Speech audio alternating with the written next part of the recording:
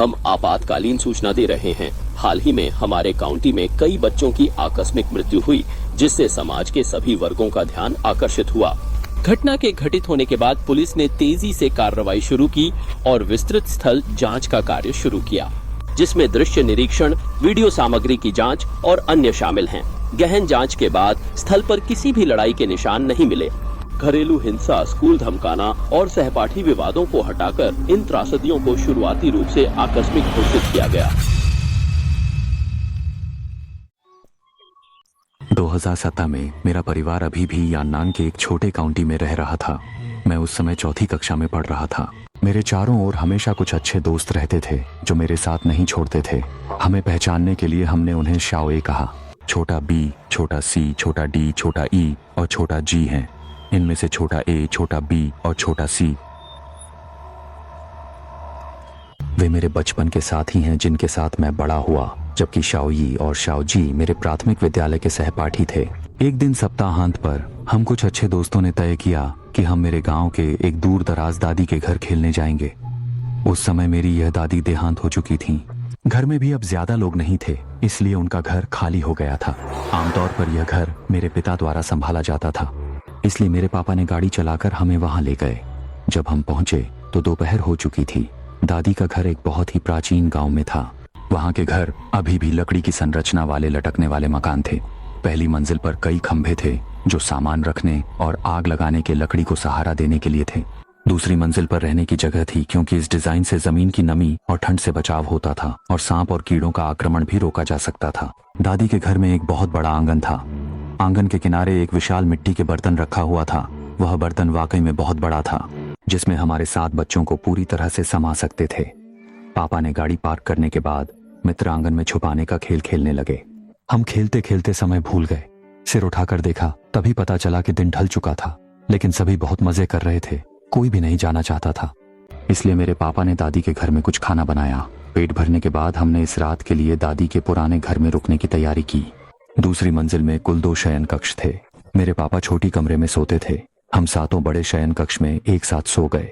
कमरे में 2 बड़ी लकड़ी के बिस्तर थे, ठीक इस तरह से कि हम 3-3 लोग एक बिस्तर पर सो सकते थे। इसी तरह मध्य रात्रि में मुझे पेशाब की इच्छा ने जगाया। उठकर देखा तो पाया कि मेरे बगल में सो रहा छोटा ए गायब था। अन्य सभी गहरी नींद में थे। मुझे लगा छोटा ए शायद बाथरूम गया होगा, तो मैं भी नीचे उतरी और आंगन में चली गई। मैं जैसे ही शौचालय के दरवाजे पर पहुंची, मेरी बाहरी दृष्टि में उसी बड़े चीनी के बाल्टी के बगल में एक काली छाया नजर आई। मैंने सोचा कि यह छोटा, बहुत छोटा अक्षर ए है, और इसी विचार से मैंने तुरंत एक तेज आवाज लगाई, लेकिन वह काली छाया अचानक भाग गई। उस समय मैं भी बेहोश थी, इसलिए ज्यादा नहीं सोचा। शौचालय जाने के बाद मैं फिर से कमरे में सो गई। अगले दिन सुबह हम छोटा बी की चीखों से जाग गए। हमने बहुत जल्दी से बाहर की तरफ दौड़कर भागे। वह हमें देखते ही तुरंत हमारे पीछे छिप गया और फिर डर से कांपते हुए कहने लगा, छोटा ए वह दुर्भाग्यपूर्ण दुर्घटना में उस चीनी के बाल्टी में मर गया है।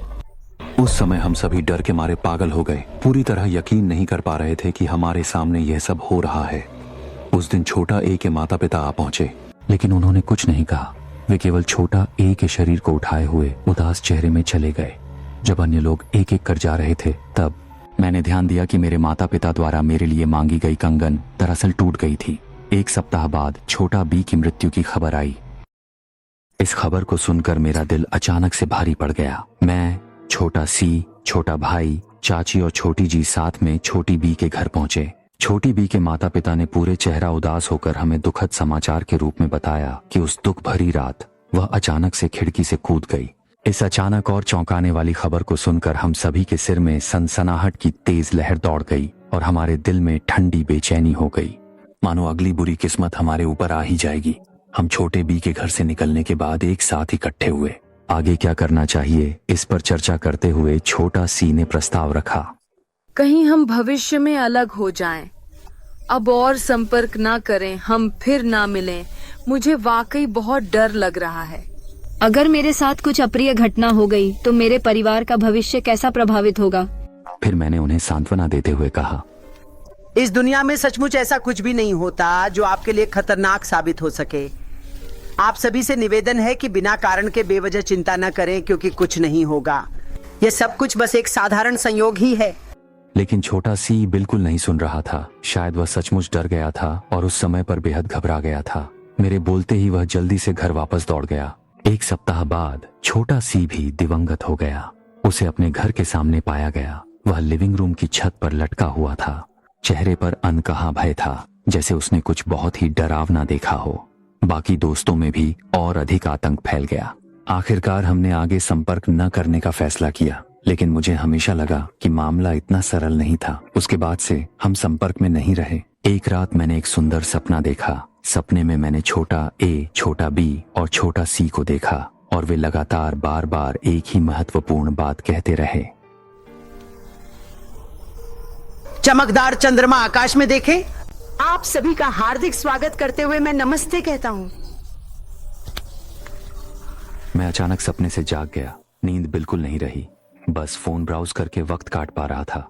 अचानक मैंने बाहर से तेज कदमों की आवाज सुनी। मैं तनाव में सांस रोक रखा था।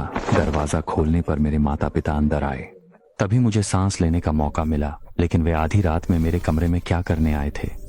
मेरी माँ ने मेरा चेहरा छुआ और देखा कि मैं अच्छी तरह सो रहा हूँ। फिर वे चले गए। अगले दिन नाश्ते के समय मेरी माँ ने मुझे बताया कि पिछली रात मेरा छोटा भाई भी निधन हो गया। मेरे लिए यह अचानक आकर बड़ा झटका था। अब केवल मेरी मौसी और शाओजी बचे हैं। मैंने सक्रिय ढूंढने का निर्णय लिया। पहले शाओजी फिर शाओजी खोजने की योजना बनाई। जब मैं मौसी के घर पहुंचा, मुझे पता चला कि दरवाजा आंशिक रूप से खुला था। अंदर से लड़ाई में संघर्ष करने जैसी आवाजें आ रही थीं। मैंने सोचा कि शाओजी खतरे में है, इसलिए मैंने दरवाजा खोला और अंदर दौड़कर गया। जैसे ही मैं कमरे में गया, मैंने एक ऐसा दृश्य देखा जो मुझे हैरान कर गया। मैंने देखा कि शाओजी एक चाकू पकड़े हुए थी। वह सीधे मेरी मौसी की गला दबा रही थी। उसी समय शाओजी ने मुड़कर मुझे देखा। चाकू पकड़े हुए वह मुझ पर झपकी। एक पल में मैंने आश्चर्यजनक रूप से उसका चाकू छीन लिया और उसे काबू कर लिया। उस असाधारण क्षण में मुझे वास्तव में नहीं पता था कि कहां से आई यह अदम्य हिम्मत, लेकिन मैंने निर्भयता पूर्वक चाकू से शाओजी को मार डाला। मैंने भयभीत होकर शाओजी को देखा। उस समय सच में यकीन नहीं हो रहा था। यह घटना वास्तव में मैंने की थी। घटना के बाद से मैं लगातार पागलपन की स्थिति में हूँ। बाकी की बातें मैंने अपने माता पिता से सुनी। उस समय मैं किसी से बात नहीं करता था, मानो कि मुझे नियंत्रित किया जा रहा हो। जहाँ तक मैं कैसे ठीक हुआ हूँ, वास्तव में मुझे बिल्कुल भी याद नहीं है। मैंने इस बारे में अपने मम्मी पापा से पूछ भी किया था, लेकिन अब वे इस विषय पर चुप रहते हैं। हम दूसरे शहर में स्थानांतरित होकर नई जिंदगी शुरू कर चुके हैं, लेकिन हर बार इन बातों को याद करने पर मुझे हमेशा सिहरन आ जाती है। बाद में मैंने अपने पिताजी से सुना कि वे एक बार फिर से दादी के रहने वाले उस गांव में गए, लेकिन उन्होंने आंगन में उस मिट्टी के बर्तन को पाया। वह हैरान करने वाले तरीके से गायब हो गई। किसी को यह नहीं पता कि वह कैसे गायब हुई।